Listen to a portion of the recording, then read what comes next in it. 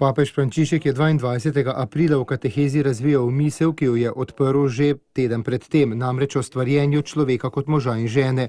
Bog je namreč ustvaril človeka in mu dal na razpolago celoten vrt. Kljub temu pa mu je nekaj manjkalo, bil je osamljen, zato mu je ustvaril ženo. Adam je bil v rajskem vrtu svoboden, bil je gospodar, vendar pa je bil sam.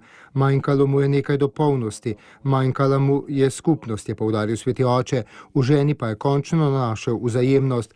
Podoba stvarjenja žene iz Adamovega rebra, po papeževih besedah, nikakor ne pomeni njene manjvrednosti, ampak to, da sta oba iz iste snovi. Adamov spanec, medtem ko Bog ustvarja Evo, pa je pokazatelj, da žena ni moževa stvaritev, ampak Božja, pa tudi, da mora moški, da bi našel ljubezen ženske, o njej najprej sanjati, je dejal Frančišek.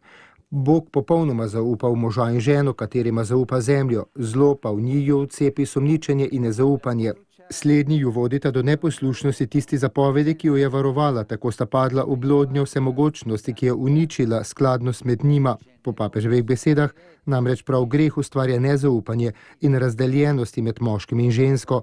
V odnos med njima so se prikradle številne oblike podrejanja, varljivega zapeljevanja in najbolj ponižujoče oblastnosti, je dejal papež in navedel nekaj primerov iz zgodovine, ko je bila ženska obravnavana drugorazredno in instrumentalizacijo ženskega telesa v sodobnem medijskem svetu. Pomislimo pa tudi na sodobno epidemijo nezaupanja, skeptičnosti in celo sovražnosti, ki se širijo v naši kulturi, še posebej zaradi razumljive nezaupljivosti strani žensk v odnosu do zaveze med možem in ženo.